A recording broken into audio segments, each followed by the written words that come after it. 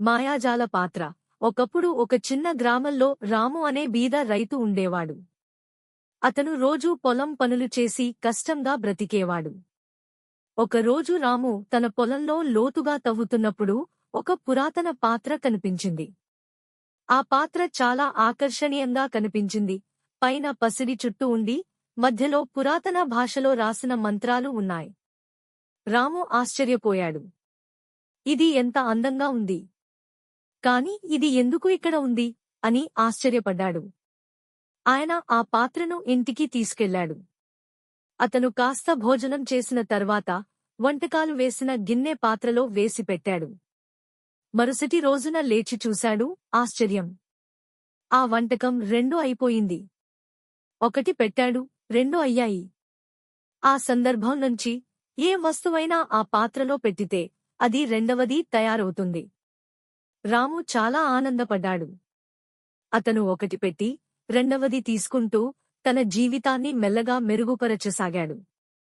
కాని ఒకరోజు అతని మిత్రుడు సురేష్ రహస్యంగా ఈ మాయాజాలాన్ని గమనించాడు. అతను రామును అడిగాడు, నీకేమీ సహాయం చేయలేని స్థితిలో ఉన్నావు, ఇప్పుడు ఒక్కసారిగా నీవు ధనవంతుడివయ్యావు. ఏం జరిగింది? రాము మొదట అతనితో పంచుకోలేదు. కాని సురేష్ అడ్డంగా వేధించి రహస్యం బయటపెట్టించాడు. వెంటనే అతను తన గ్రీడ్తో ఆ పాత్రను దొంగిలించాలని నిర్ణయించాడు. అతడు రాత్రి రాము ఇంట్లోకి దూరి ఆ పాత్రను తీసుకుని ఇంటికి వచ్చాడు. అతను మొదట కొద్దిగా బంగారాన్ని పెట్టాడు, అది రెండవది అయ్యింది. అతను ఆనందంతో విరిగిపోయాడు. ఆ తరువాత అతడు ఊహించని పని చేశాడు. తన కుక్కను పరీక్షగా పెట్టాడు. అది కూడా రెండవది అయ్యింది.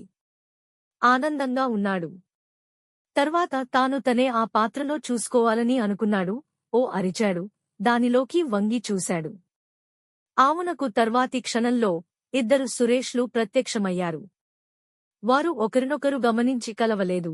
కాని కొన్ని నిమిషాల్లోనే ఇద్దరు తాము ఒకే వ్యక్తినని తెలుసుకున్నారు. ఆపై వారి మధ్య గొడవలు మొదలయ్యాయి. ఇద్దరినీ చూసిన ఇంటివాళ్లు, అప్పుడు గ్రామస్థులు భయపడ్డారు. చివరకు ఆ పాత్రను తీసుకుని అందరూ కలిసి గ్రామ దేవాలయానికి తీసుకెళ్లారు. పూజారి ప్రత్యేక పూజలు చేసి ఆ పాత్రను గ్రామ కుండలో నిప్పుతో తగలబెట్టాడు. పాత్ర కాలిపోయింది. కాని రాముకు ఒక గొప్ప బోధ జరిగింది. నీతి పాఠం: తక్కువలో తృప్తిపడే మనసు కలిగి ఉంటే జీవితం సుఖంగా ఉంటుంది. అత్యాసే క్యార్ ఏం